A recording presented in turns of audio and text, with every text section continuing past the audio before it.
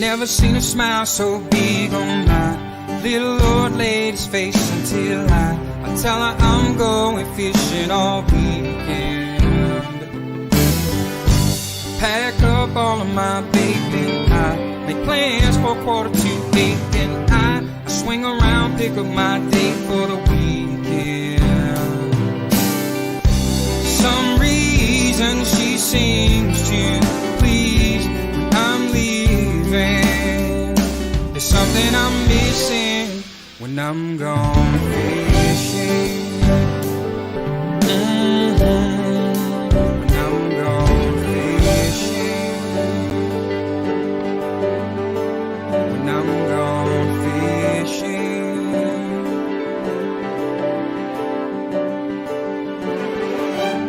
Yeah, baby. Yes, sir.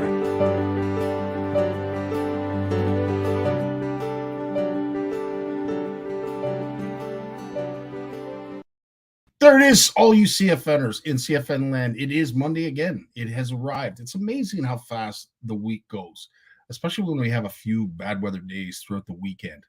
Hope everybody got out to enjoy some of, I would say, the last bit of soft water. If you're enjoying hard water, God bless you. And hopefully you're like Alexander Henry, pulling in all kinds of fish.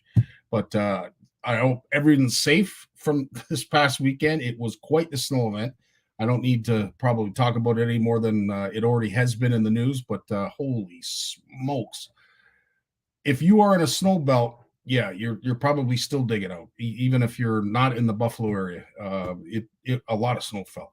That was incredible. But it also goes to how warm it has a direct result of how warm our lakes are. Like, holy crap. But yeah, quite a snow event. Obviously, if you're a Buffalo Bills fan, you realize that game had to be moved. They couldn't fly out. They couldn't land planes.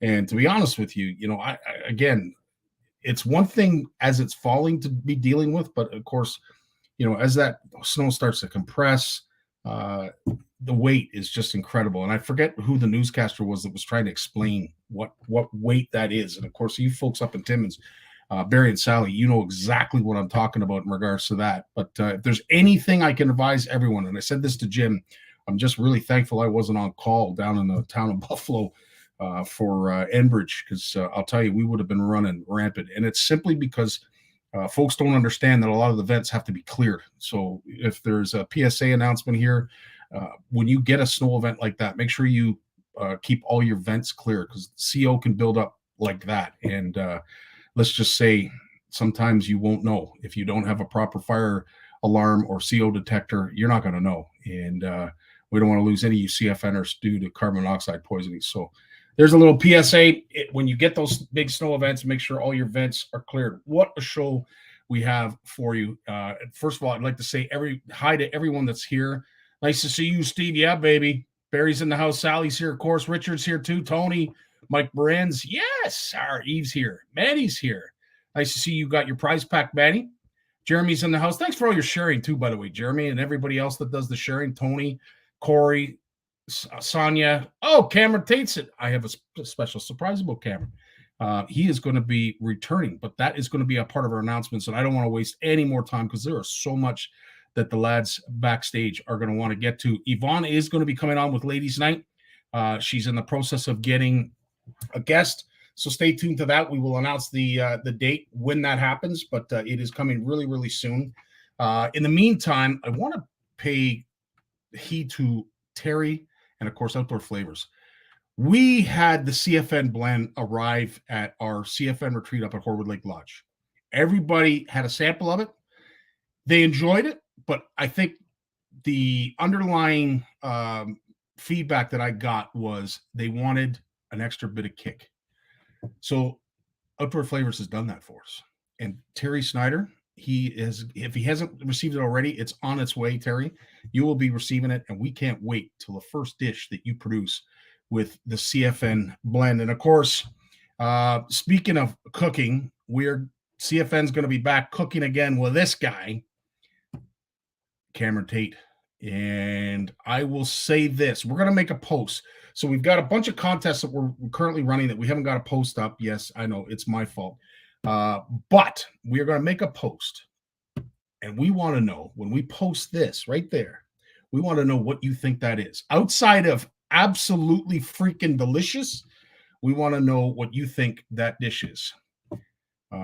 Because when I read the ingredients, that's the only hint I'm going to give you. So stay tuned to that. We'll be posting that in the very near future. And of course, we have our friends over at North Shore Tackle.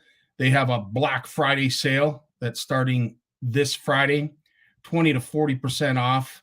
And as you said, if you have some of the paddle tails that they have, you know what I'm talking about. But they also have other plastics, some great plastics that are available at North Shore Tackle. Please head over to northshoretackle.com and make sure that you grab what you can at a discounted rate. And of course, ice fishing coming up.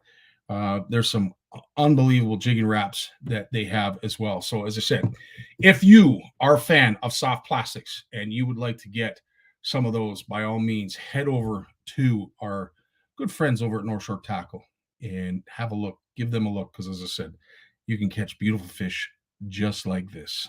Yeah, baby. Also, in addition, for all those who are looking to become CFN features, like this guy, Nicholas Malcolm, or perhaps maybe our good buddy, Matt Langye, or maybe you could be Jamie S.C. Nippard, or perhaps you are Christine Lapierre. And then again, there is our good buddy, Jeff Gustafson, great edited here by Steve. If you want to become a CFN feature, please post your videos or pics at the message. Just click the message bar at the CFN CFN Network Facebook page. Go to that, click message or send a message. We want to see your pics, because the boys are constantly looking for content and we need your help. And when you do that, maybe provide us a little story of the significance of that pic or the significance of that fish. We'd love to add that to the story as well. Also, I want to thank, or I want to wish, not thank, but all of our American friends and counterparts and fellow anglers down across the pond. Happy Thanksgiving. It's coming up this Thursday. Of course, there's going to be all kinds of turkey, all kinds of football, and a whole bunch of other things. And outside of all that, I am done with the announcements. So if I have forgotten anything, please throw it in the comments. Trying to keep up with them as well as doing all this. I might miss a few, but yeah, it's going to be a busy night. It always is, and I look forward to it because there's going to be a ton of information that we are going to share. Up next, our good buddy Jim, right after this.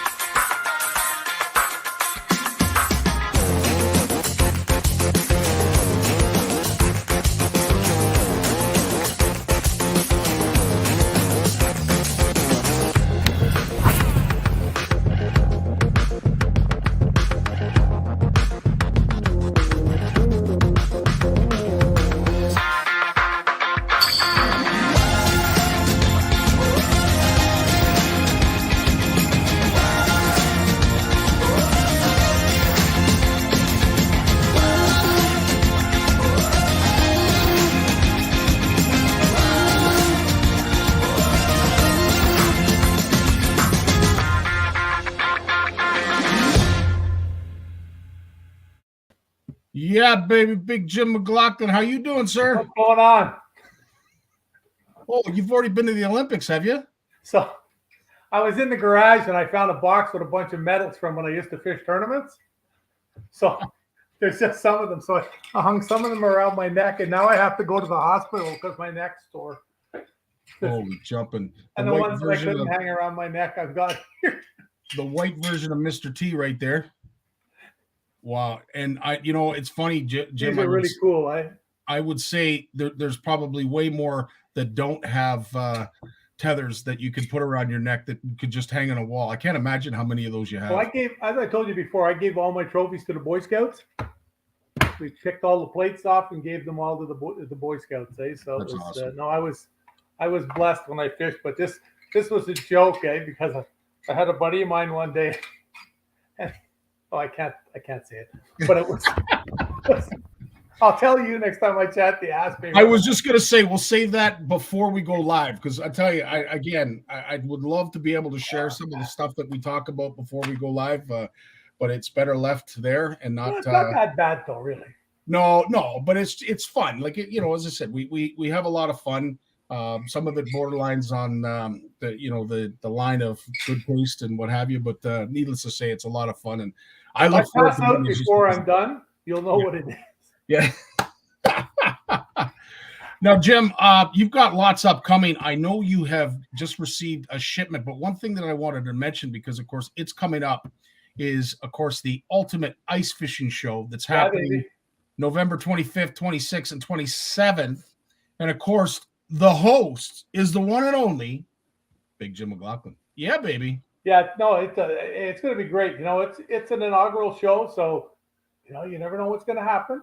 But Andy's done his homework, and I think it's going to be great. I think it's the first of a lot of great things to come, because there's nothing for ice fishermen. The other one went away. Yeah. Man, some of the stuff was just that Mike had to deal with was just not good. It was one of those things. It's nuts. But there's a question for you. Barry's looking for one of those medals to wrap around your picture here on the CFN Wall of Fame. Yeah, I could do that, Barry. Nice. Right on. I'll send you know what I'll do? I'll send you. There's one here. That's the one from the first Renegade tournament ever, first place. I'll send that to you, Barry. Like I said, I'm the kind of guy, I'm not big on this. I'm not big on bling, stuff from winning. I only have a few things around the office. In fact, my daughter opened up a bed and breakfast for skidooers up below Mattawa, and we got a whole bunch of. I gave her all the plaques off the walls here. I gave her, like all the stuff that I had to hang up on the wall, pictures of me, like big 12 by 20 pictures of me fishing with Bill Dance and all kinds of stuff like that. And she's got it all on the wall up there. So, it just left the dust here. And then I found these. I just, it doesn't, I don't know. I don't, it's in my head. I don't need to toot it, put it like this is a joke to me, something like this, it's just a funny thing. My neck is getting sore. I might have to take these off because they're heavy. One thing that they did was they made them good. But no. What? Well, let's get 2 minutes from now. You're going to hear a thud. Well, when you start to turn red, that's when we'll probably switch to Lords. But until then, we definitely want to talk ice fishing, because, as we mentioned, it is upcoming. You are the host of what is going to be the Ultimate Ice Fishing Show, and you just received a good pack of some clams. So I don't know where you want to start, but tell us what folks can look forward to. Well, there's a bunch of stuff from clam out there. Some of it isn't all. Ice fishing stuff isn't spread around the same way into stores that as summer fishing stuff is. But I've decided to try some of their line for monofilament and stuff like that, and fluorocarbons for ice fishing. Look at the name on the bottom of that package. It's Sunline, and arguably the best fishing line in the world for monofilament and fluorocarbon. And anybody that watches fishing shows, especially those that are down in the States, Sunline is a very, very popular line. It's monstrous.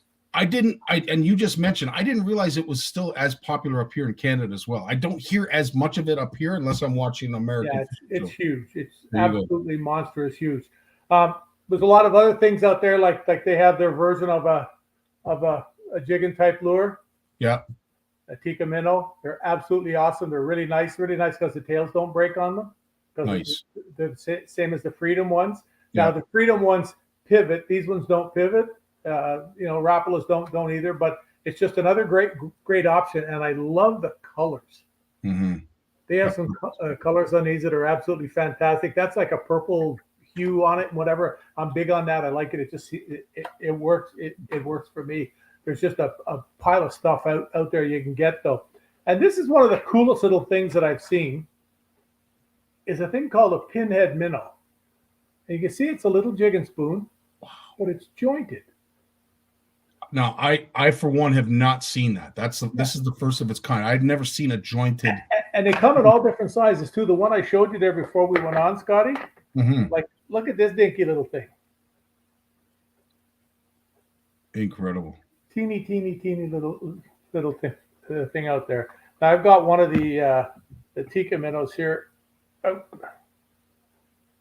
You can see they have them right down to the smallest size that they come in. Yeah. And you can see that finish on them is just stellar, absolutely stellar. And I got them in all different kinds of colors. I've been and a lot of my buddies that have fished a lot in recent years ice fishing, and I haven't. I'm going to really make an effort this year to get back. They've done really well fishing with purples, and they've done really well fishing with Wonder Bread type colors with all the dots. They've done really well with that, and that looks huge.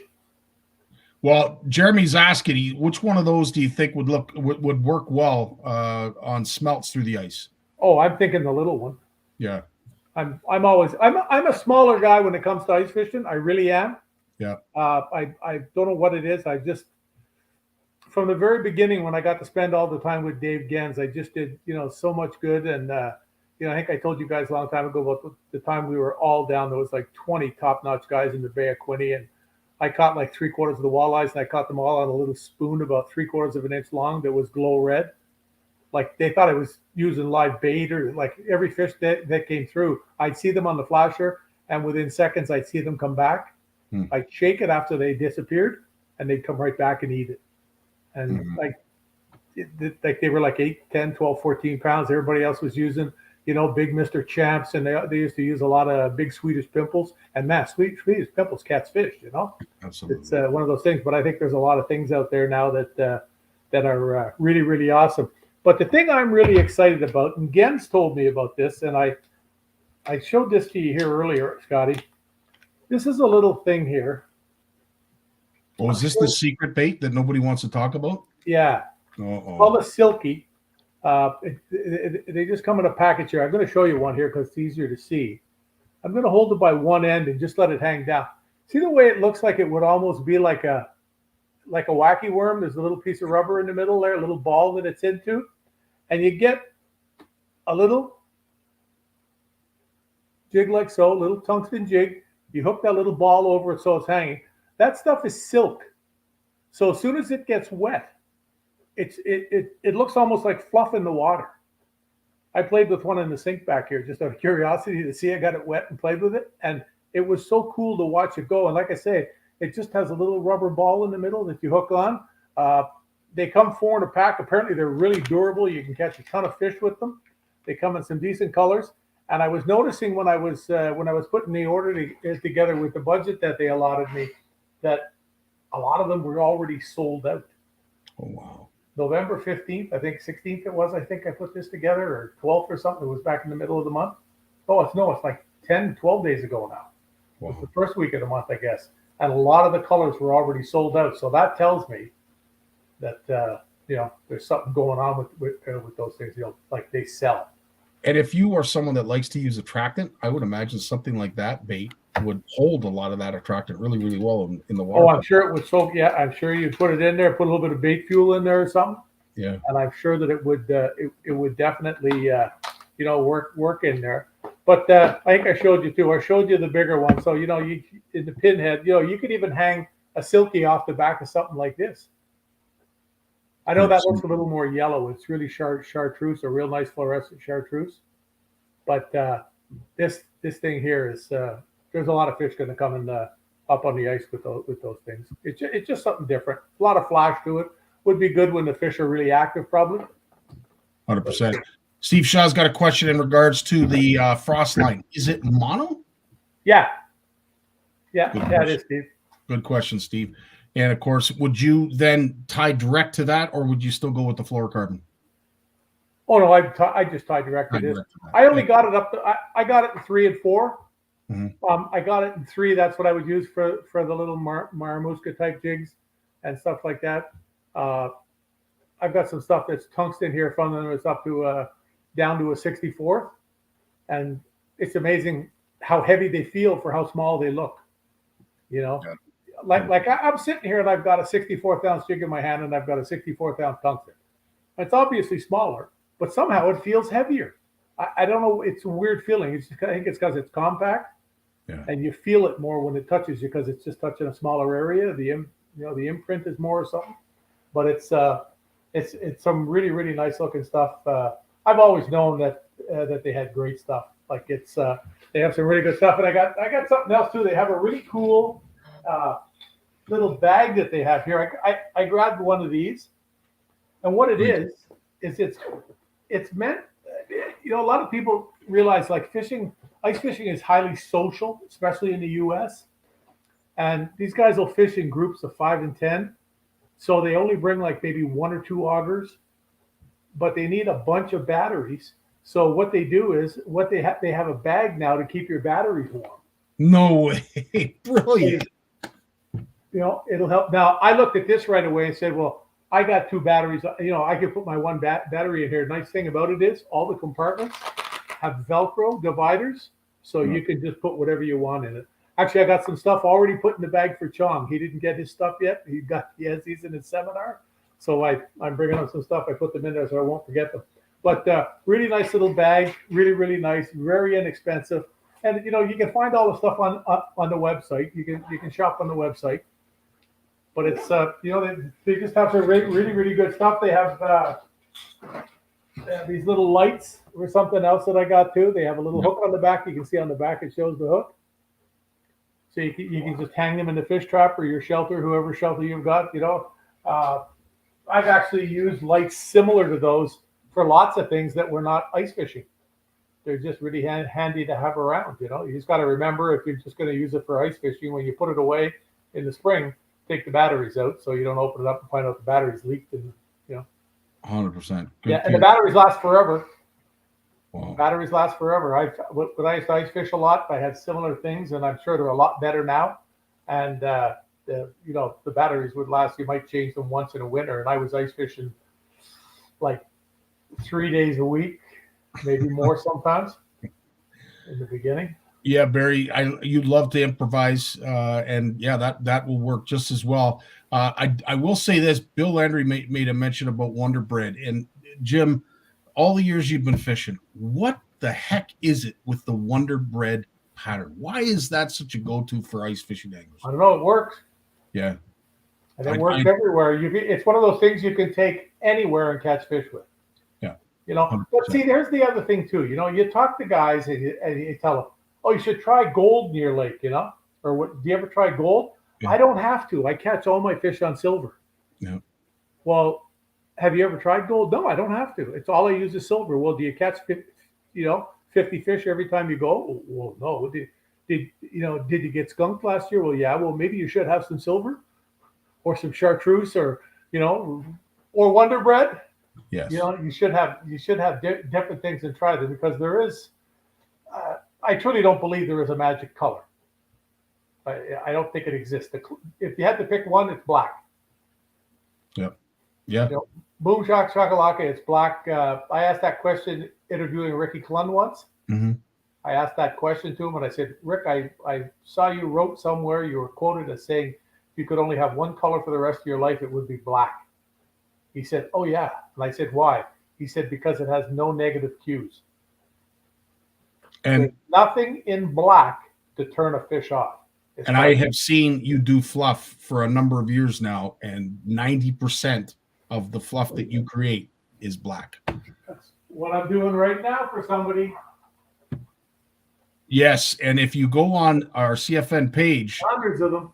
Jim has asked how many are there around that bowl, and if you guess it correctly, you get to win. That was the ones around the box. The guy got it right. It was really funny because it was 100, and so many guys thought it was going to be, because I think they had heard me say I was working on 200. Because I said that. Oh wow! I put up a thing with the count saying 1 when I did the first one, and said 199 to go. But in the bunch, I found a hook that it's up. I think when they were being sorted and whatever, the hook got bent out, and I tried to bend it back, and it broke. Yeah. I thought, oh, that's not good, Yeah. So I was 1 hook short. Wow. I was one short on it, so there was only 99. So it was a lot of guys said 100, and a lot said 200. Klassen is asking that he's looking for some, but would you make it in a chatterbait for him? Oh, baraboo on a chatterbait? Yeah. Yeah, you could. You send me some chatterbaits, I'll put some marabou on it for you. Right It'd be on. interesting. I made them with bucktail on a different little head that I have, and it definitely works. I've caught lots of fish. I had a guy in Ottawa bring me out about 20 maybe used up jackhammers where the skirts were all chewed, but they were still good. And he said to me, "I want you to put any kind of hair, whatever color, whatever you want to do, short, long, feathers, whatever you do." And the ones that he catches the most on are, there was a couple that he had that were black, with black blades. And I put black hair on them with black feathers and black shiny stuff, and bingo. He said, they're by far the best ones. And we're just talking about black, And I use a lot of black in chatterbaits too. Amen. Just silhouettes well, Fish see it. 100% makes perfect sense. Yep. And of course, down at the Ice Fishing Show this weekend, Black Friday is a great day for everyone to get the day off to go, because tickets, from what I understand, are $5 a piece. I believe, yeah. And it's only $10 to get in on Saturday and Sunday. Yeah. And they've got the prizes they have are fantastic. That's, Like I believe I believe the draw on Saturday is $5,000 value. yeah. Retail value, like Incredible. that's, for a show being there the first time, that includes a fish trap, a clam. It includes all kinds of stuff. All kinds of stuff. I think there's a K drill in there. There's all kinds of baits and lures and stuff and everything. And there's I think there's 4 retailers. There's a ton of the companies down there. James Biggs is going to be there. I'm sure he'll be selling his new baits with the new finishes on them, the full print or whatever. Jamie will be down there with True North Baits, I'm sure, as well. Jamie, I talked to Jamie today. He was making more stuff, packaging it at an alarming rate there, getting going. And there's them. I read the list a little while ago, but there's a lot of manufacturers too. 100%. And Manny, if you're looking to go down, it is at the International Center, right on Airport Road and Derry. I don't know what room it's in. It might be Gate 4. Gate 4. So there you go. Usually at 5, you got to go around the corner into the opening in the middle there, at the back, and it's in there. Southeast corner of Airport Road and Derry, the International Center in Mississauga. As I said, there will be lots of folks there. I'm hoping to get there myself, Jim, maybe on Saturday or perhaps Sunday, depending on how busy on call is. But I'd love to see all of you down there.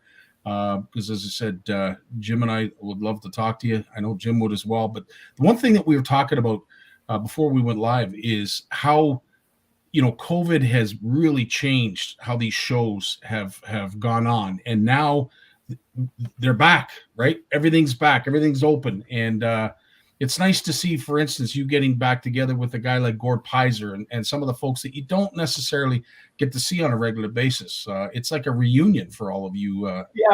People don't realize the aspect of the socialness between us all. Yeah. Regardless of your place in the hierarchy or whatever you want to call it, we all talk to each other. We're all friends. It's that's one thing I really like about it. The guys are just we all get along. You know, there's a few people that at one point didn't get along with a lot of people, and they're not part of it anymore. They just sort of disappear. Yeah. Because if you're not going to play the game, people don't want you around. You know, it's just what it is. You know, it's we all make our living. We all smile. We help each other, and it's what it is. And I enjoy it. And I'm truly looking forward. Like I'm looking forward to meeting the Matity brothers this weekend. Mm-hmm. We've had them in just fishing, writing stuff for us for years. The boys are absolute hammers. Mm-hmm. They catch a lot of fish. I met them through the Real Bait. Mm-hmm. You know, the Fergies and Flashers and all that stuff. Yeah, no, it's just it's really nice. Gord Pizer is going to be there with his grandson Liam. Nice. So that's the cool thing. You know, Liam goes to school just down the road from me here at Queens.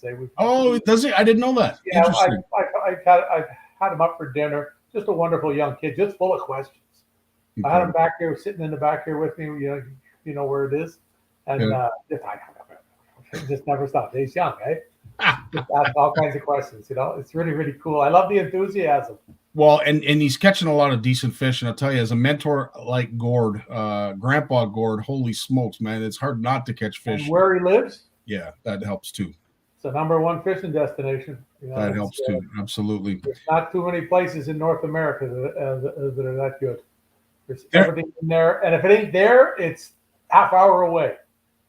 100%. That's a great point that you make there, Bill. If you don't enjoy teaching and helping others, you're fishing for the wrong reasons. Yeah, I would 100% agree. And yes, there's some great guests. Thanks, Jeremy, for sharing some of those, including our very own Big Jim and, of course, Jason Barnucz. As Steve has posted there, that is the link if you want to know a little bit more and find out how we can see this beloved character, Jim McLaughlin. By all means, go to the link and we will.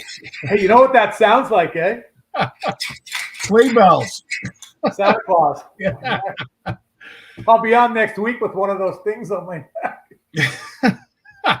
Right on. Well, Jim, listen, thanks so much for spending yet another Monday with us. We can't thank you enough for all you do and all you bring to our CFN community, and we look forward to seeing you this weekend, bud.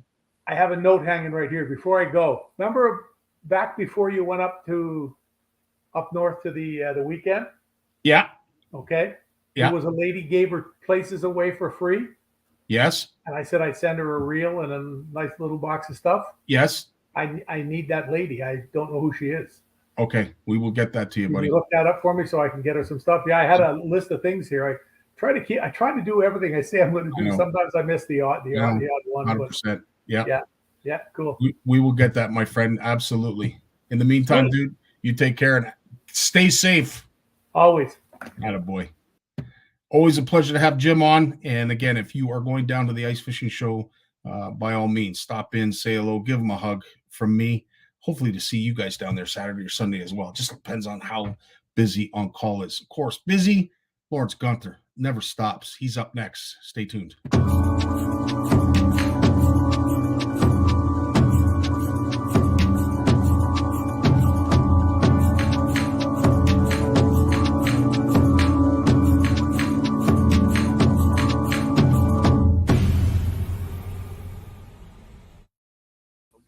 Lawrence Gunther's in the house. How we doing, Lawrence? Good, man. How are you? Well, you have been a busy beaver as always, my friend. You always got your nose to the grindstone. Oh my God, yeah. Yeah, I know. And as I said, our community absolutely loves all that you bring when it comes to the fish facts and what's happening in our news, because sometimes we don't have the time to do the research like you do. So Bluefish Canada News just came out, and there is a wealth of stuff that you've shared yet again. You want to talk a little bit about that before we start? Sure. Yeah. It's it's World Ocean Day, and I knew that when I started preparing this issue 3 weeks ago. I'm lying. I didn't know about that. I'm like everybody else. I get my news from social media. Oh, it's World Ocean Day. Oh, what a coincidence. My whole issue is about ocean abundance, right? And our ocean fisheries, because I went to this symposium put on by Oceana Canada, but we can get into a little bit more about that. But, just to have, to tailor a newsletter around a topic, right? I comb through the links, the articles, the media reports, and I cherry pick the ones that I think are going to fit the topic. And I try to sort of, without, I understand people still want to know what's going on, timely news, because if you hold on to something for 2 weeks, it's just not timely anymore.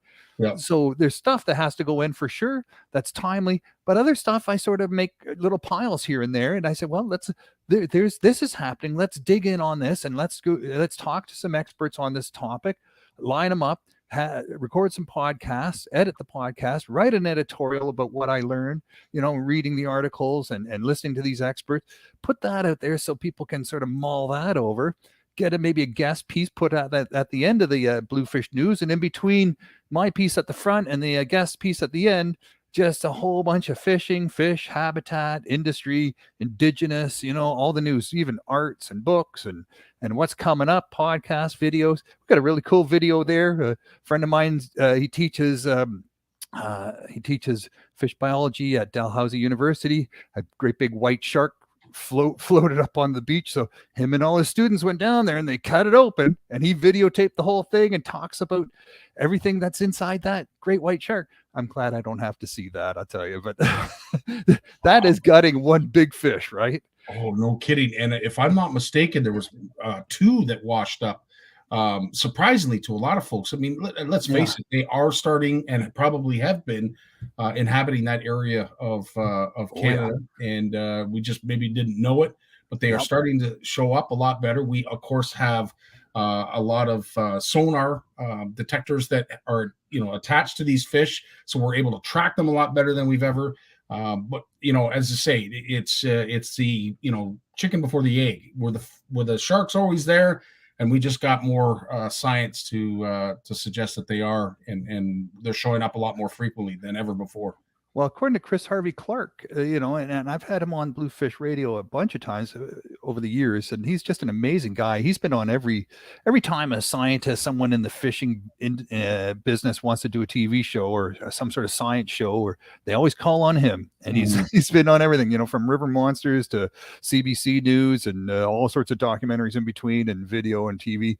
And he said, we called seals for a long time because we said they were a menace to the fishery, and people who fish didn't want to have seals around. They were eating their profits.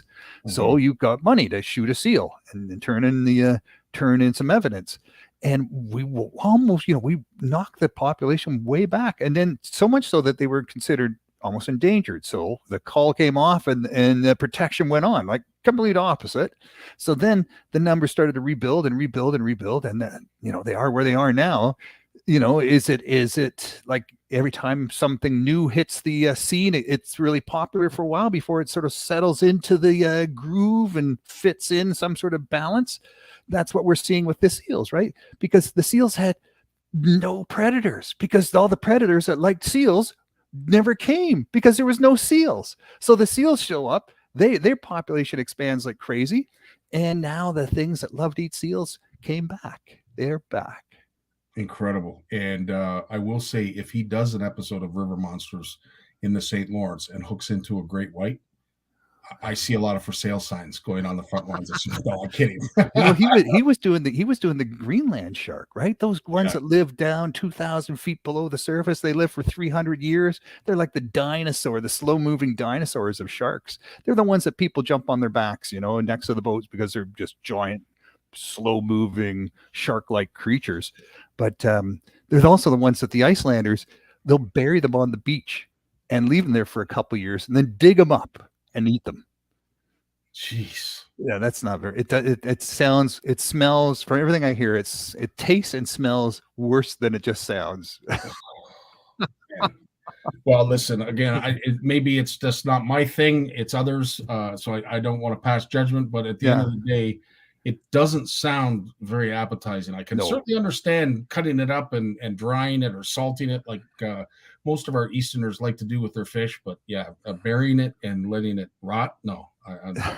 No. They pee through their skin, right? So their meat is very formaldehyde-ish, and all sharks too? Yeah, apparently. I didn't know that. Yeah, so they've got to. You have to really clean the meat to get that urea formaldehyde kind of smell and taste out of it. But that's why they bury it for a year, because it sort of it has a way, the sand all around it just pulls it out. The salt water and the sand protects it, and the salt water in the sand sort of draws all that out, and then it's safe to eat, because otherwise it's kind of nasty, right? But yeah, Wow. it's I don't know if it's a protection thing or a convenience thing, or it's just a way of, keeping things from latching on and hanging on to them, kind of thing, no one wants. Yeah. Well, Barry knew this. Erica, I'm with you. I didn't know that. I've been a lover of sharks for years. Like this, I just learned this. Well, so now you're not going to hug them. Hugging a shark is now off your bucket list. 100%, and burying it and then eating it a month later. That's off your bucket list now, too. Absolutely. We'll just mark that up. Corey obviously talks about the need for a balance. There are lots of sea lions that they have out on the West Coast. And of course, when you see the absolute size of these menaces, I can't imagine what they eat in a day. Seeing as the number of them that they have out there, we might need a few more predators to keep them in check. And there's some indigenous communities that have applied for hunting permits. They said they've always hunted these sea lions and seals, and they want to get back at it. And so that you're probably going to see more of that's coming to a TV show near you. That's going to make for some. That's difficult, right? Like, you put that on TV, you're hunting narwhal. I read an account from a reporter who went up, into the Arctic and watched people hunt narwhals and belugas from boats with guns, and in the shallow water. It was just food. They're just harvesting food, but it's if you're you always think about belugas and narwhals as precious things, right? Because we're taught, then in thank you. Marineland, right? We're all got the touch one there. Well, they still have them. I think they still have them. But now, so it's a little hard to swallow, right? Where, for people who didn't grow up eating these animals, but to each their own. 100%. Now, before we go on, because I do have something that I wanted to talk to you about. This was shared to me by Richard Dunlop, and it was posted by the folks over at Fishermen Against Asian Carp. And it's somewhat alarming. I mean, when you read the meat and potatoes of it and you go through the study, we have always speculated that fish have colonized in isolated water bodies via water birds, waterfowl, whether it be ducks, geese, herons, it doesn't matter. Any bird that dwells in the water has the potential to move fish, whether it is the eggs sticking to their feathers and to their feet, which, I would probably, that's the only way I thought that they could possibly be transferred. Yeah. But it's interesting. And when it got sent to me, I immediately said, that is ingenious. Mother Nature certainly knows what she's doing, because at the end of the day, depending on how much acid is in the stomachs of these waterfowl, some of these birds could pass through, the gut test and end up in the feces, and then eventually be stocked or at least released into the water bodies that they migrate to. So we've never really had any science, right? There's never really been any science. I think it's something that we all maybe assumed, but we didn't really know. Well, they actually did a study on this, and they basically said that the recent study would suggest these same birds could pass living embryos through their stool. I don't know why we're in a bathroom type topic tonight. We went from urine through the skin of sharks. More potty talk. But this was a controlled feeding experiment where developing eggs of both common carp and Perusian carp were fed to mallards. What researchers found was something some of us already, as I said, assumed but could never prove.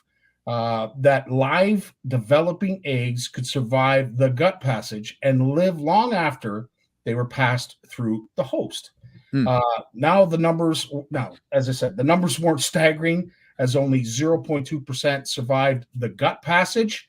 But based on the numbers, and of course, I will get to that as well. But he sums up the study as saying, however, given the abundance of both mallards and fertilized eggs, in addition to their varying degrees of consumption and limitless distance of migration, possess a major implication in protecting against the spread of invasive species. Very cool.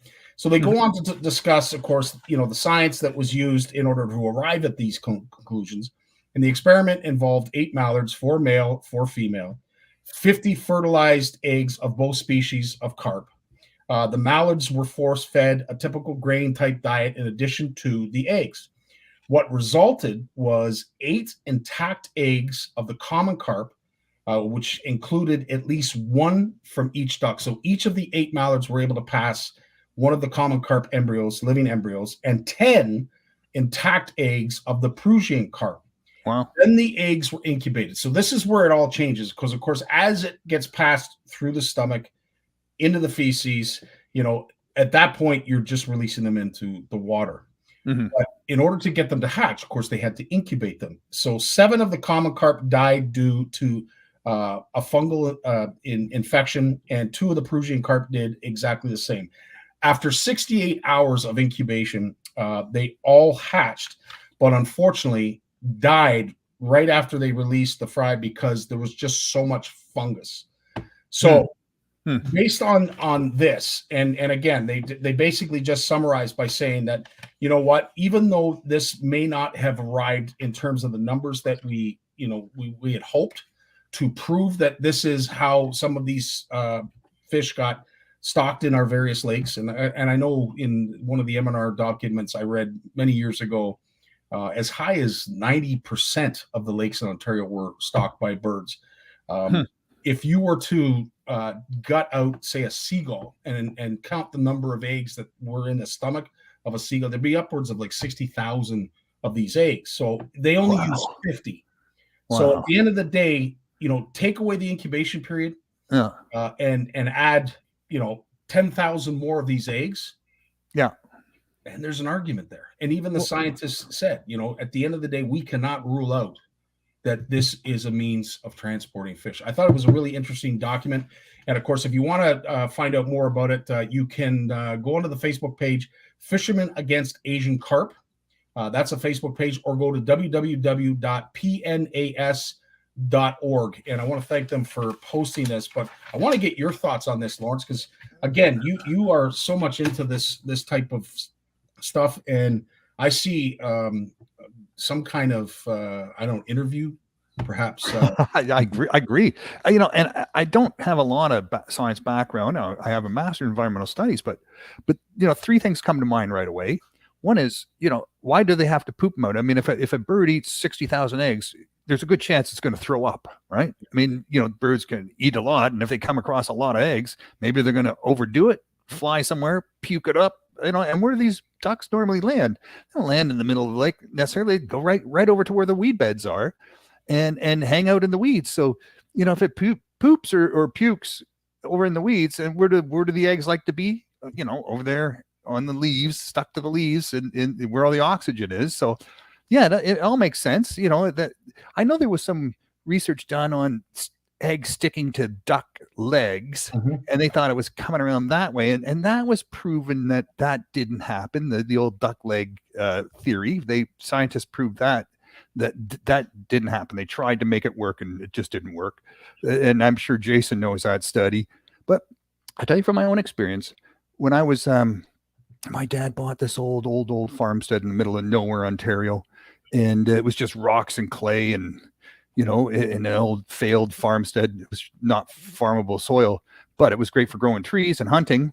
And we found a little stream coming out of the side of this hill, just a little tiny stream. It was maybe, a foot and a half wide and 3 inches deep. And it just went to the ditch and into a culvert across the road into another ditch, and never went anywhere. There was no rivers around there at all. Nothing, no lakes, no rivers. And it was all farms. So he had a pond dug out. We put some trout in, rainbow and speckle, and we fed them for the first summer, and they stayed. We put a culvert there, we put a screen over it. But within 3 or 4 years, there was crayfish, there was frogs, there was all of that. All of that showed up. There was all the typical pond plants, right? So it wasn't just, the grass. There was actual pond plants there growing along the shore. So something brought that. It wasn't us. And there was seaweed. Where did that come from? Yeah. Where did the seaweed come from? It all just mysteriously appeared, a complete ecosystem. And the trout just survived year after year after year. They survived. But and it makes sense, because at the end of the day, when you think about it, what is an animal if it doesn't have a lot of acid in its gut? It's basically an incubation chamber. Yeah. And as Anya has mentioned, don't a lot of birds regurgitate Yeah, their that's food? exactly. Again, Not everything goes down. Some of it comes back up, right? The birds puke. yeah, 100%. And as Steve said, at the end of the day, nature is around and exists to create its own ecosystems. That's what nature is all about. So how we arrive at that is something, that we obviously maybe need to do a little bit more research. But in this case, I think the underlying concerns is that, of course, Asian carp, I think, are inevitable. I think everybody understands that they eventually are going to be here. I know people don't like to use Asian carp as the term. It's grass carp, I believe, is what they prefer. No, now they're called copia. Copi. COPI. That's what Michigan DNR is calling them now. Copi. They're short for copious. So there you go. Copious in terms of their numbers, and of course their abundance and annoyance. It's all that and then some. But at the end of the day, I'd like to think, based on these findings, whether we have barriers up or not, we're never going to stop birds. So if they at all have the chance to pass this on, I think we have to prepare for the worst. Hope for the best, but prepare for the worst. Yeah. Yeah, I mean, I was filming up way north of Sudbury, and the guy that ran the resort there, the lodge, he said, "Look, Lawrence, I'm going to bring you to this little lake, and it's in the middle of nowhere." And he said, "No one goes there because we just put the trail in, for the ATV earlier this year." And he said, "It's smallmouth bass fishing, and there's fantastic. The lake's only maybe a kilometer long, a half kilometer wide." He said, "Fantastic smallmouth bass fishing in there." I said, "How'd that happen?" He goes, "I have no idea." But he said every so often you find a lake like this, it is full of smallmouth bass, but there's no sign of anyone ever going there. Yeah, 100%. And at the end of the day, they had to get there some way, and it could have been floods. Who knows? It could have been a number of reasons, but we can't rule out what I've always thought as a means of their transport and stocking was through birds. And I would have to say that this study doesn't rule it out. So again, something interesting. It's a fun fact, but I love when our CFNers share stuff like this with us so that we can dive into it with you folks that know. And of course, Jay and I will be talking a little bit more about it when we get to his segment. But you upcoming, I guess you've got to be excited. Temperatures have gotten cold enough to get out on the hard water. I know you've already been possibly out on the hard water, but no. Not yet. It's coming. It's coming. Listen, Lawrence, we've heard lots of tales, so I can never rule anything out when it comes to you. I'm old enough to know that let the 18-year-olds go out there first, then don't follow their tracks. 100%. And wait for other serious tracks to be made, and then I go in there. But I don't mind. Like, we're surrounded by rivers here, so I fish on the frozen rivers, and you have to be careful. You have to be careful for sure. But I did treat, we are taking more kids out fishing, and I've been using a gas auger for years, and I think, well, they're noisy, they're stinky, no matter what, the fuel drips. If someone uses it, they put it down the wrong way, and the fuel's dripping out of it. No matter, they're not perfect. So I got myself one of those electric augers, and yay! I'm with you, dude. That Ion I got is amazing. I know Barry and Sally have one too. If anybody else has one, put up a thumbs up, because those Ions are a gem. That's what I got. That's what I got. Did you get the Ion? Yeah, with the two batteries. What a beautiful piece of machinery that is. Yeah. Really impressive. It is dear, but as I said, for all those reasons that Lawrence just listed, if you care about the environment, and they all leak. At the end of the day, all those gas powered leak. They leak, and then it leaks into your sled where you have your tackle, and then it's on your hands, and then you're touching your baits. And then, what's better to save fish? Put gas on your hands and put it on your baits, and the fish will never be hooked. No, 100%. So I have to say that those propane ones, the ones that have the canisters that screw in, they're not cheap. I wouldn't imagine those leak. I would imagine they're pretty environmentally friendly. So. But they're not cheap, right? They're up at $800. But they're light. Yeah, they're up $800. I know some of the guides on Bay Quint use them, And just because they have those racks on their ATVs, rack and roll. And the propane is, again, it's a non-leaking kind of more reliable. I still never find them that reliable. I always think it's a good start. And I always bring a manual auger because I'm never sure it's going to work, right? But the electric ones, it's a little less, iffy. There's no spark plugs and carburetors and crap like that. It's just two wires. Could not agree more. But as I said, if you are going to save up, obviously electronics are a big thing that we talk about on a regular here. But save yourself the headache. And if you are like Jay Barnucz, who likes to punch in, I don't know how many holes in a day, the electric can be the way to go. Yeah. But needless to say, what have you got upcoming in Bluefish Canada news and all the Bluefish Radio stuff that you've got going on? Well, we got some the news out today. So again, it's World Ocean Day. So I went to that symposium, and I think I mentioned that a few weeks ago when I went. Put on by Oceana Canada, and it was like, what's the state of our ocean fisheries? And that's the thing about Oceana Canada. They promote fishing. They promote fishing and sustainable fishing. And they said, if we do it right, we can feed the world. The ocean can feed the world if we do it right, and we don't, if we manage it properly. So that's it's nice when you're working with a group like that isn't against fishing, right? I love it. Ocean Wise, same thing, not against fishing. They're talking about sustainable fishing. Eat those fish in the menus, but it kind of goes against the grain of government thought necessarily, right? They're not there to sort of boost the whole consumption thing. They would tread waters carefully when making those kind of proclamations, but it is refreshing to hear. Yeah, and you're right. And some people criticize DFO because here's a one department responsible for two contrary aspects of the fishery industry. They're responsible for doing the science and setting the regulations and the restrictions on who can harvest how much in a season and where and when. And they also are responsible for promoting the industry and making sure it's viable and profitable, both for the sales here in Canada and abroad, in terms of competing with our foreign competitors. Yeah. So I don't think it's a contradiction, though, honestly. I think look, you got your scientists. We have laws now that came into effect, earlier this spring, a couple of years ago, actually, that said you must follow the science. You must follow the science. So if you're not following the science, you're going to get caught. The auditor is going to catch you. Oceana Canada is going to get you. There's a bunch of eyeballs on this that are going to catch you. I'm going to catch you. We'll be talking about it for sure. And so there's no hiding from that. We have the laws now. So there's, you follow the laws, or what the hell are you doing in your job? Get out of your job, quit your job and get a job somewhere else. So, you could, if you took the promotion part and put it in another department like Industry Canada, you'd still have promotion going on by the government of Canada. You can have, you can do things. One person can do things that seem contrary, but still do very well. I mean, we all of us have conflicting aspects to our nature, and it's just we are. I mean, if you manage it properly, it's fine. So I don't think that's a problem. I think, and I'll tell you some of the news here. I got some interesting bits in the news that sort of cover this topic, but you want to dive into it? Go right ahead, my friend. All right.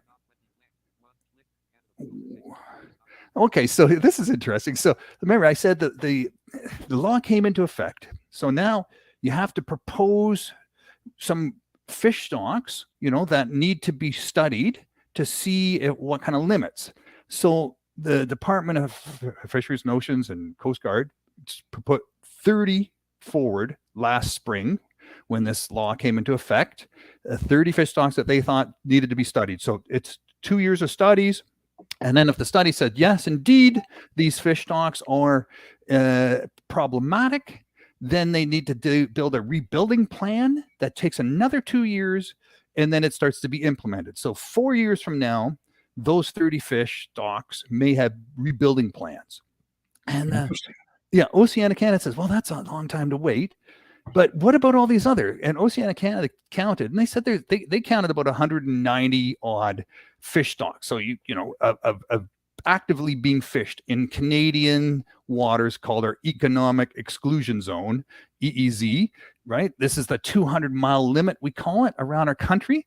We don't own that territory 200 miles around our shores, but no one could do anything economically within that zone without our permission. That's how we kicked out those Spanish trawlers 30 years ago. We convinced the United Nations to create this economic exclusion zone, and all the countries around the world loved it, and we all adopted it. So we control the waters 200 miles off our coast, but we have to be careful of what happens there. And if it takes 4 years to get a plan in place, but Oceanic Canada, before they had their symposium, they put this, we got to move this ahead a little faster. So the day before the symposium, DFO announces another 62 fish stocks are going to be added to the list of things to be studied. So now we've got 92 in the hopper, moving their way through the system, for study, and then a rebuilding plan if necessary. This is good news, right? That's good news. We're moving in the right direction. It sounds proactive. I don't think it's well. I guess some folks would view it as reactive, but at the end of the day, at least we're doing something. We recognize that there's a problem. Yeah, we're moving in the right direction, and government may be slow, but it's thorough. And they'll get the job done. It just takes a little bit of time because bureaucrats are afraid of making mistakes, because politicians hate standing up in the House of Commons and admitting mistakes, right? So there you go. And lately, I find, and I'm sure a lot of folks that are listening to this, and this is a whole different topic when it comes to politics, I would have a lot of respect for someone that stood up and said, "Hey, we got it wrong. We got it wrong." Doug Ford does it. Like, where did we lose all that? And you see certain people, I'm not going to mention their names, but they'll get up and they'll make these big proclamations and speeches and what have you. And at the end of the day, they're doing a roundabout way of saying, "We're sorry, we screwed up." I just say it, just get it out. You know what? Not everybody's perfect. Some things we get wrong. I'm not perfect. I get things wrong. I'm sure everybody else here does too, but at least admit it, man. Admit it, and be sincere about it. Yes. So people listening to you and watching you on TV will believe it. And I think Doug Ford's done a few of those in his short career as premier. And you know what? I think people really love him for it. It's amazing, that he has been able to just say, "Whoops, messed up on that one. Fixing it now. There you go. All right, lesson learned. Let's move on." And he does it, but he does it, and he actually, he says, he admits, got it wrong. So I think there's some lessons there for other politicians, and hopefully that'll catch on. But it's good, when that happens. But I tell you, in the government, the higher you go up in the government, the less likely you are to admit a mistake. So there's always peons below you that are going to pay the price. Right? Well, yeah. So that's a name I don't even want to mention, because I don't want the live to disappear, because at the end of the day, everybody's watching, everybody's listening. But you're right. It would be great if someone could set a great example of what a leader should look like. And saying you're wrong is a great start. Yeah, I agree. Okay. Here, what else we got? Oh, here's something that's controversial. So in Boats Hamahamakia, Hawaii. I know I didn't say that right. I'm listening to my computer. I like it though. I was looking for my my grass skirt. So you understood what I was saying? Absolutely. This is the largest marine protection area in the world, right? Off the coast of Hawaii, the largest one ever made. And turns out the fishing boats are catching more tuna than ever before. They're not fishing in the sanctuary. I don't know. Maybe they are. Maybe they can fish in there with certain ways, or maybe they just fish around the edges. But they said the fishing has improved, and that's the idea of these marine protection areas. You can restrict the kind of fishing that goes on in there.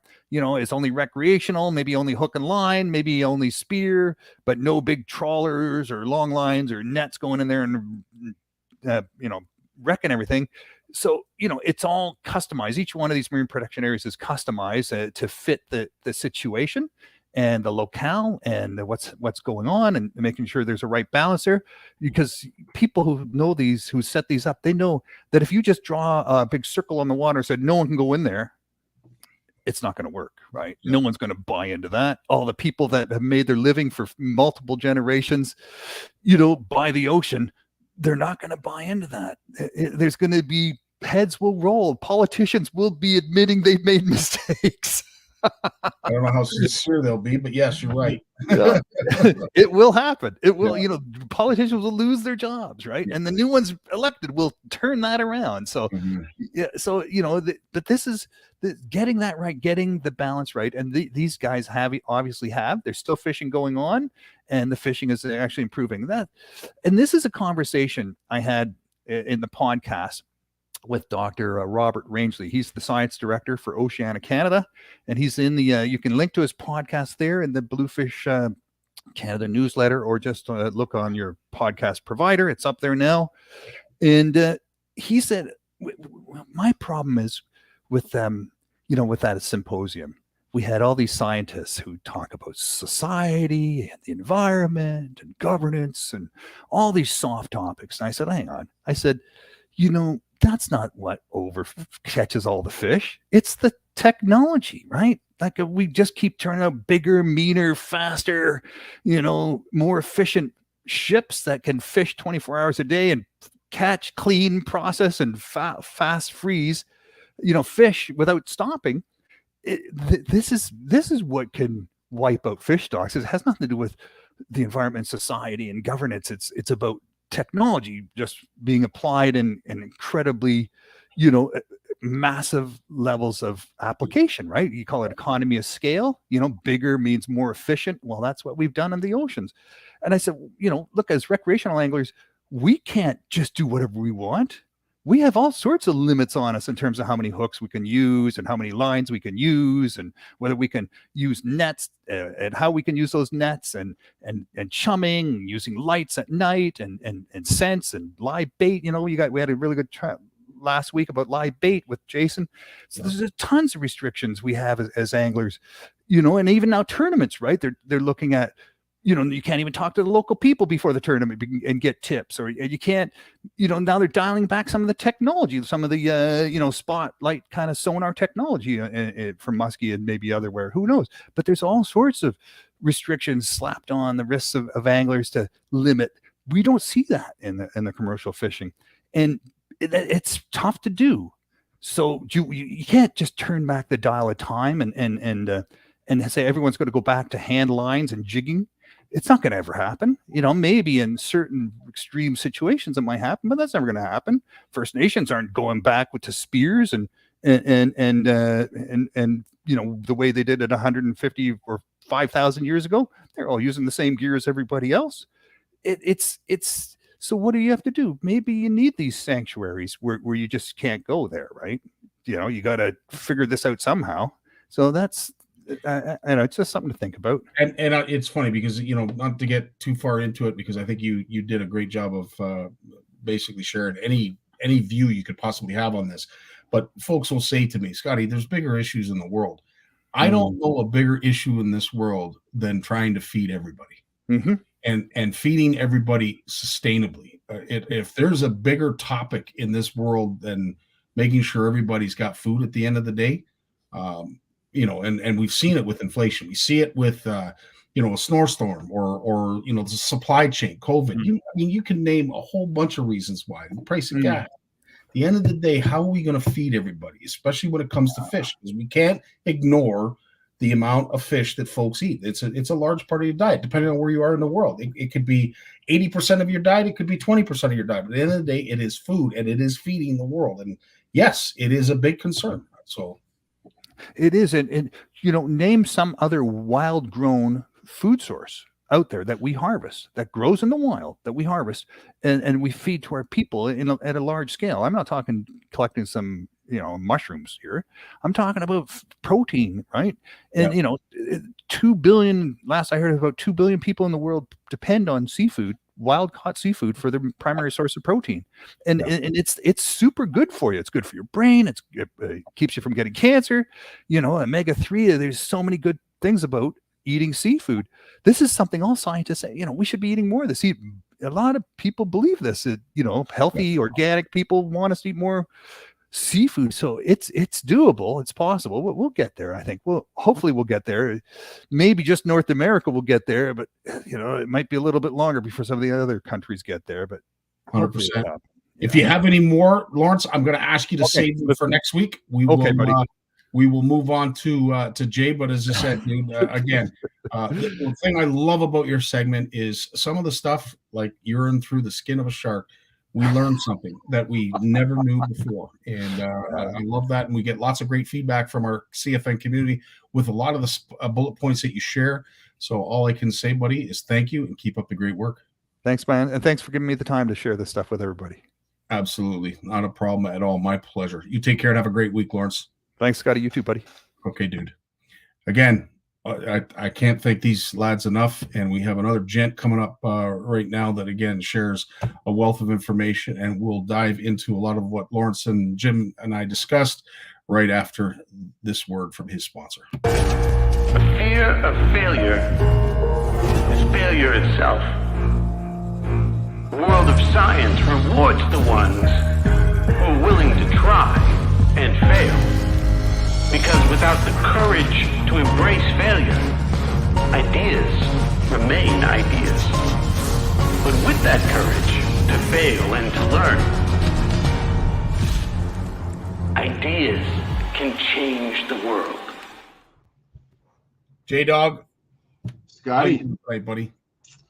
Dude, I am ice fishing on the brain serious right now, man. I am like, I don't know, I guess with the show this weekend and thinking about seminars and it's not just preparing for my own seminar, but it's by doing that, man, I got serious ice fishing brain right now. I feel guilty. I feel like I'm neglecting my beloved steelhead, but with the weather we've had recently, we don't have enough rain yet.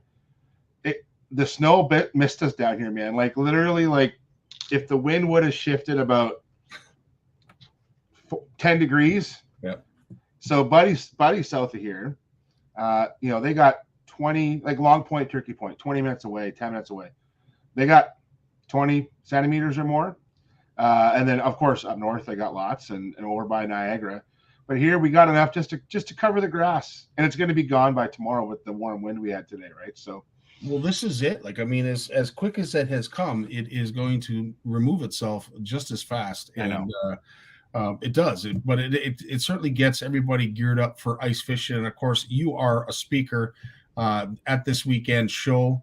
We look forward to seeing you as well as a whole bunch of others that we've had here on the show that we'll be sharing upcoming and making sure that we pump your tires. But I totally understand why it's on the brain. But, yeah. I would imagine even as a presenter, you're just as enthused to listen to others speak about. Oh my gosh. The thing about ice fishing to me, I think ice fishing next to bass fishing is probably my favorite type of fishing. I think it's something that I love the challenge of it. It's something that you're not, as long as you're willing to put in the effort. Ice fishing is a lot of hard work, but the reward is awesome. And I think what I love about ice fishing too, and Jim touched on it, it's that camaraderie, social part of it. I love the communal battery bag. I thought that was awesome. Like, Brilliant. I need to find a friend who has that bag so I can just keep my batteries warm when I'm. My only question is, would it be big enough for you? I know you love punching holes. And that's the thing. I often get criticized about my approach because I should just maybe buy an electric auger. But what I like is about my setup is it's very versatile. It's also super light, and and I've made the investment, and so I used two different sizes of K drill. I used a 6.5, like a lot for panfish. Yeah. And I'm going for bigger fish. I got an 8.5, and I use it on my hammer drill, which I use my hammer drill for lots of stuff year round. I did have to go up in size to the 9 amp hour battery. But once you make that investment, you do the math. Yeah, an electric auger is about the same price if you get the right deal. But I like having basically two augers in one, the way I have it set up. So, I don't know, man. It just that's what keeps me going. And down here too, I want to tell guys and girls listening, a lot of the fishing I do down here is on foot. It's Southern Ontario. The ice is not questionable, but more questionable down here than other places. And so everything I do is on foot, and you got to keep it light and stay mobile as much as possible. So, and as Steve has mentioned too, in regards to the water flow, We don't have it, and obviously our ice is we're not going to have as much of it because, of course, the water levels are down. But needless to say, there is a small window. Unfortunately, I think it's going to close. The open water is going to open right back up, and we'll have to wait for a cold snap for it to freeze again. My guess what'll happen around here, usually the best steelheading in the fall, to be honest, doesn't happen until December. I'll get out and catch steelhead in October, November, but the best starts in December. And the reason for that, Scotty, and I don't say this is proven, but this is through discussions with other folks with similar backgrounds to me who love fish ecology and biology and fishing.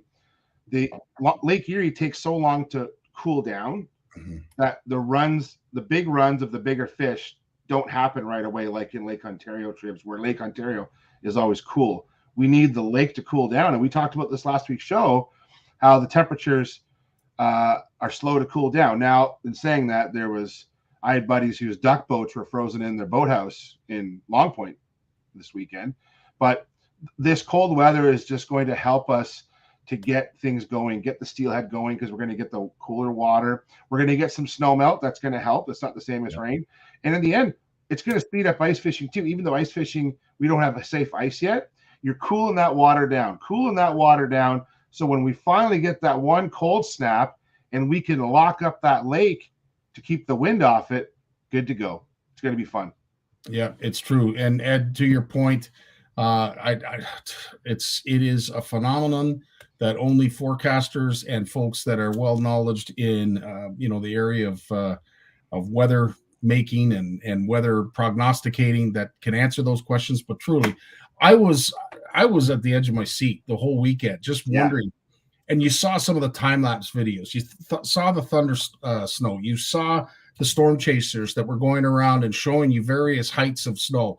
And literally, within, a mile, you could have 70 inches like you did in Orchard Park, or then you go up to the town of Buffalo and you have maybe, a skiff. But absolutely incredible. And, snow squalls are nothing to be messed with. If you ever get caught on a big water like Simcoe, Lake Erie, Lake Ontario, whatever, and you get those whiteout conditions, holy smokes, you get a firm understanding of what a snow squall is when you get caught. Exactly. And, and we don't get snow squalls down here very often, because for us to get a snow squall off Lake Erie, I need a south or a southwest wind to push it up to my house.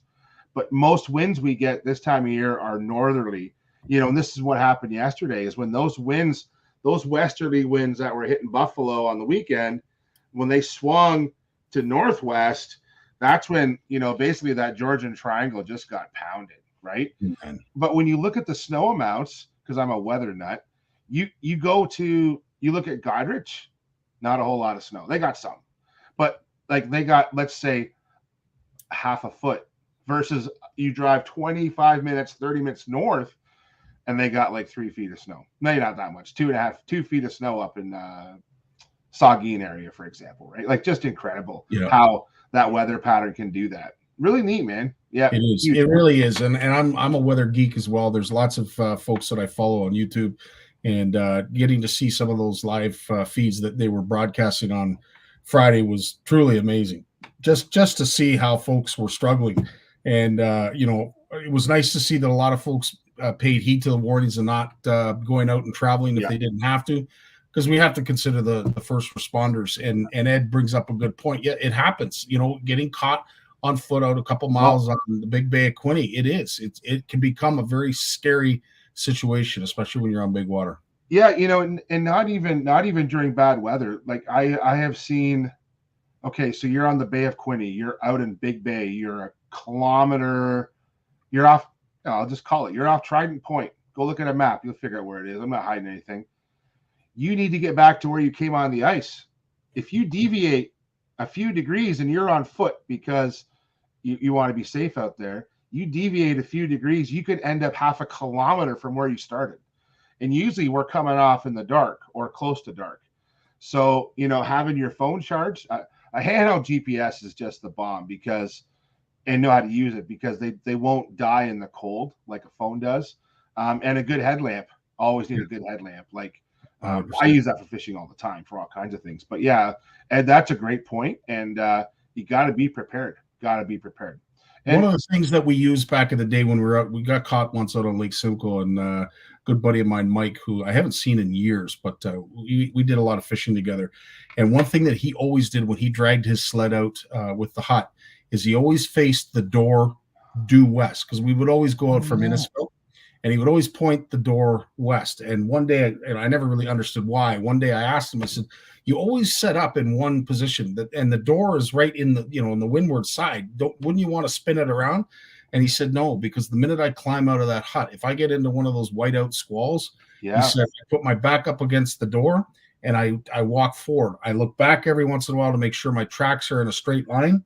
And you just keep walking. And one day it probably saved our lives, not knowing, the pressure cracks and some of the hazards that we could have faced.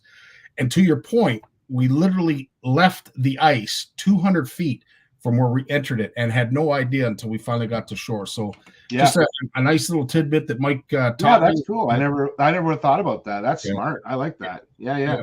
But of course, now you have, GPS on your phones. It's a lot different. And I know most folks that are diehards that go out in the dark, they'll always bring a compass as well. But things are different now. And yes, we always had compasses back then, but we were going fishing. We were young and stupid, but you can use your fish finder. Terry mentions it there, and mounting it on your snow machine. For me though, like I use a flasher. I find that I don't like using a liquid crystal display. You got to come to my seminar to hear about why I like my flasher so much. But liquid crystal display, like when you're on foot and you're walking to where you need to go, you want something compact in your hand that you can look at. And a Helix 5 or Helix 7, I'm not knocking Humber, a great product.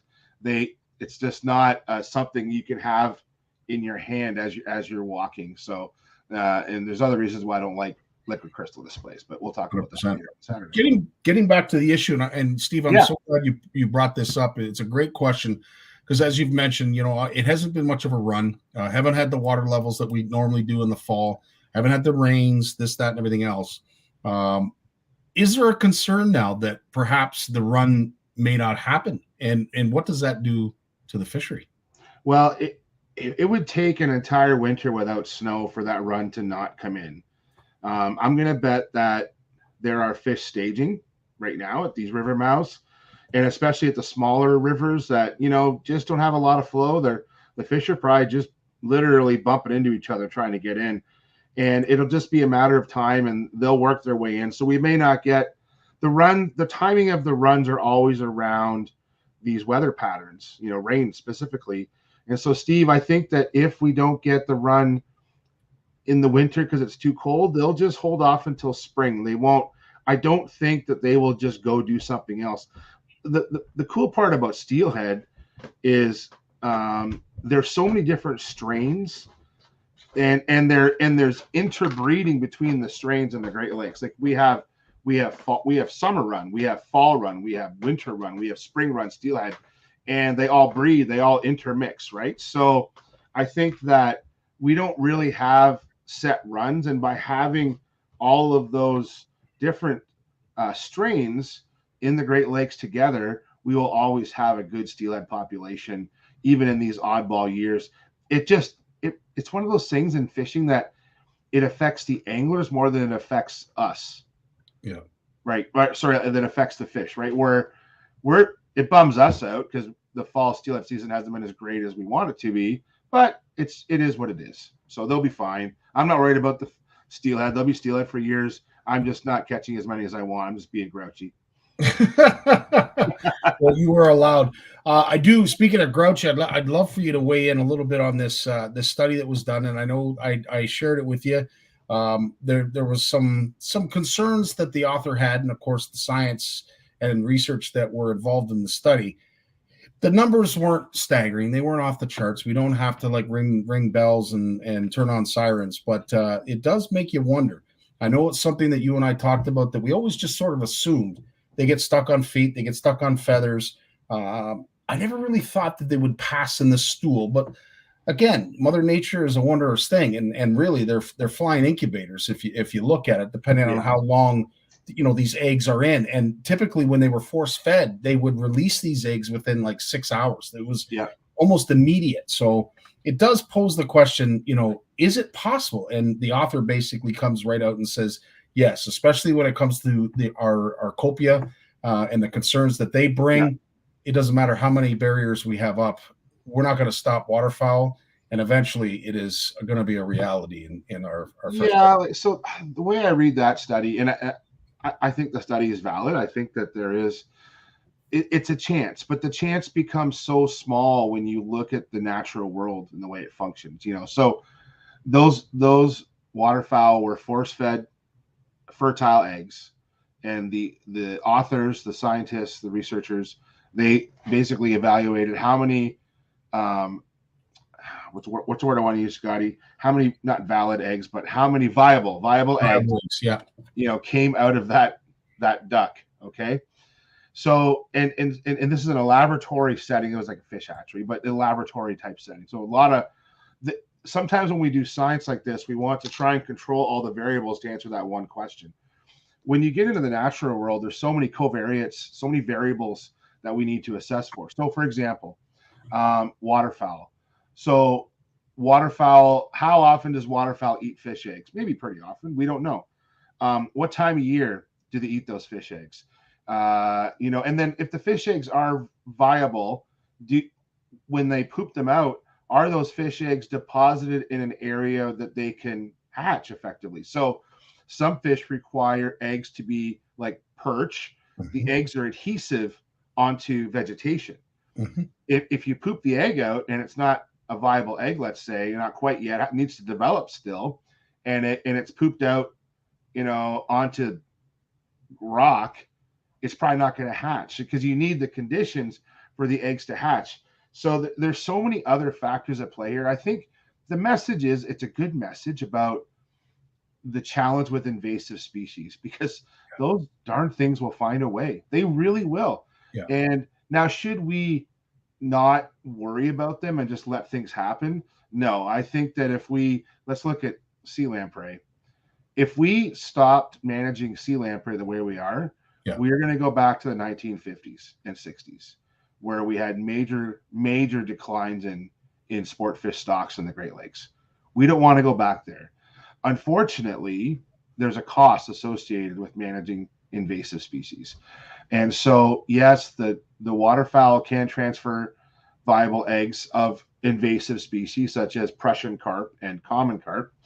It's actually there's other papers earlier than this, back around 2017 or 2018, where the similar study was done on killifish, banded killifish, which is a small, it's not a minnow, it's a killifish. There's only two species of killifish in Ontario. The banded killifish is common in a lot of our warm lakes and near shore areas, wetland areas, and they were viable. And it's probably part of the killifish ecology that's something they maybe evolved to happen. But it's being tested now on invasive species because that is a concern for biologists and just fisheries managers in general.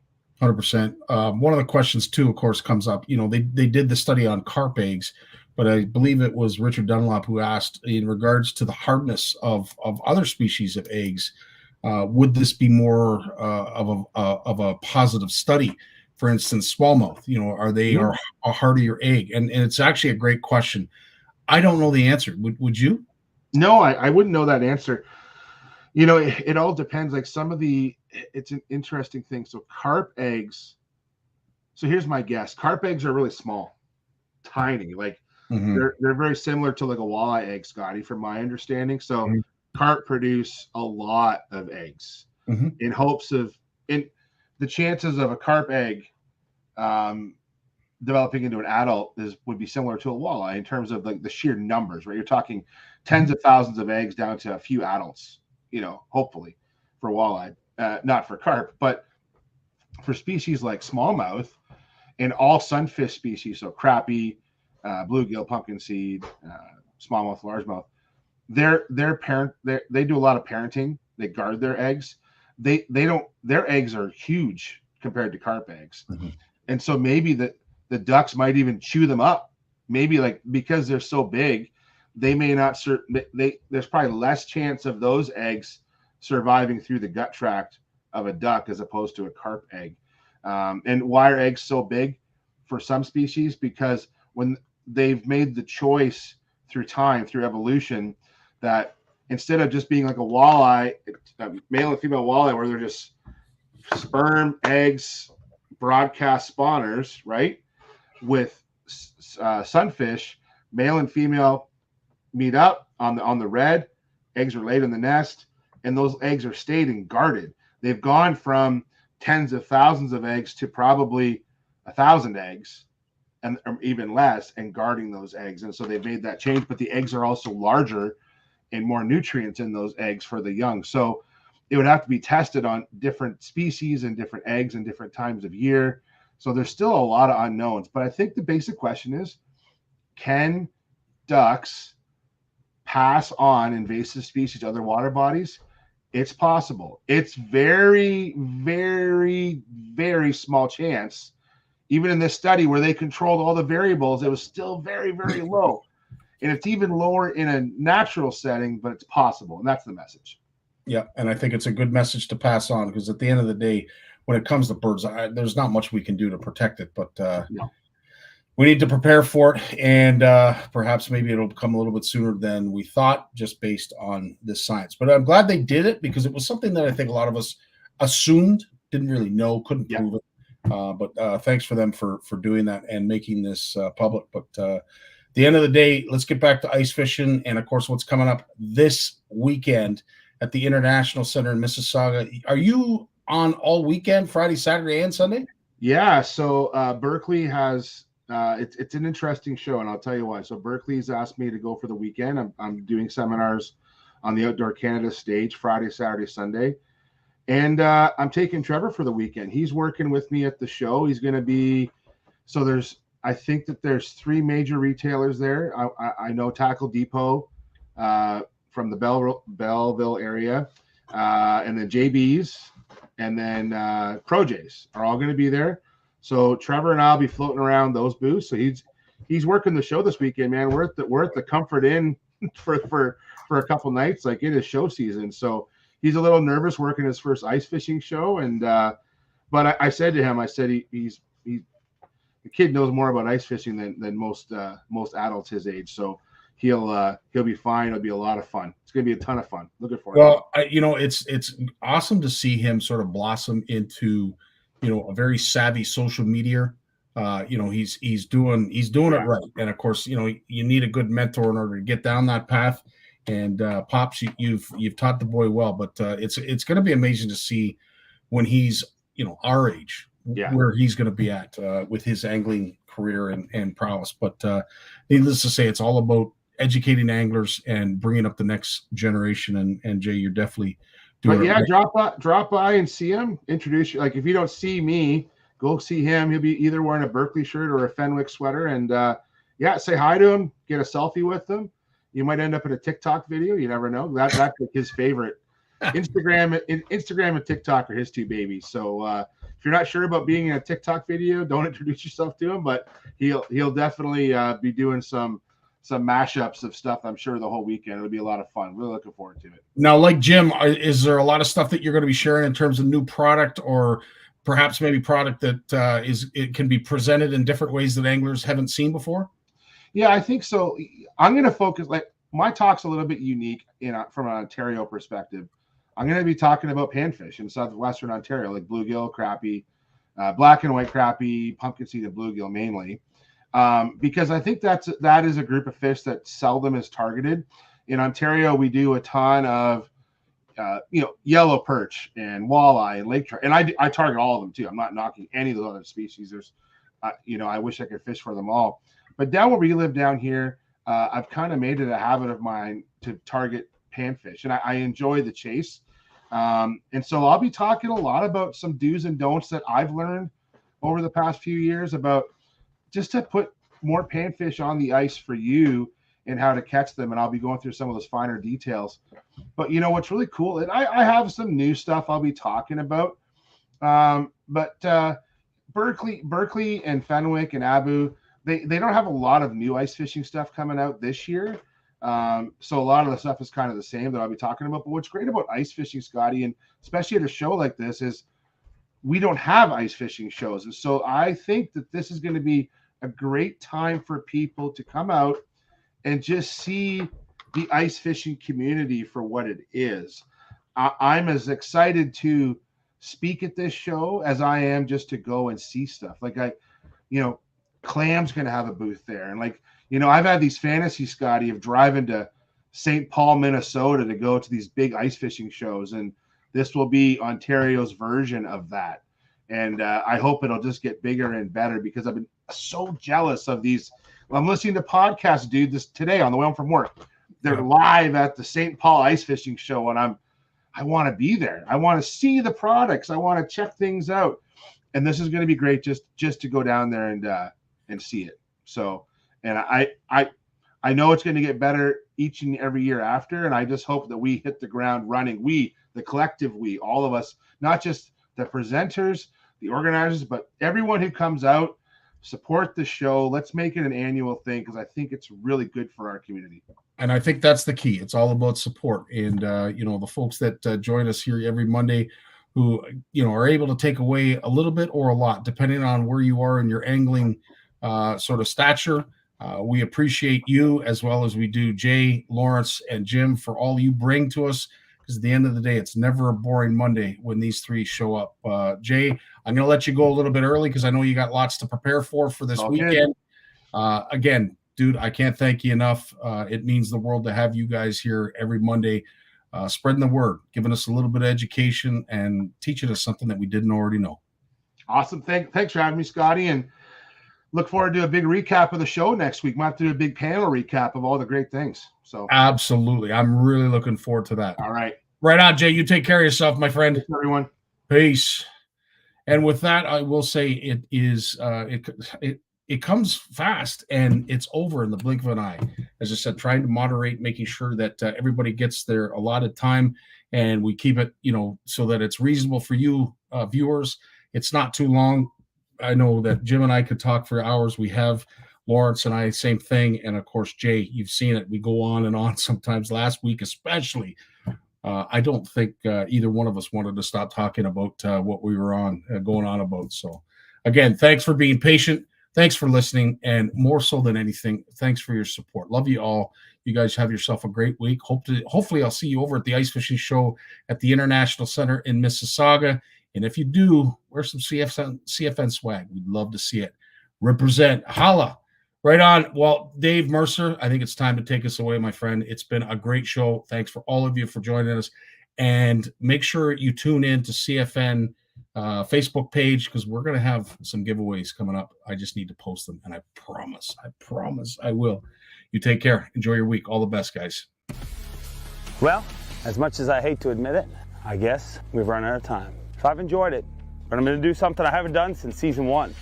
Turn out the lights, the party's over. They say that all good things must end.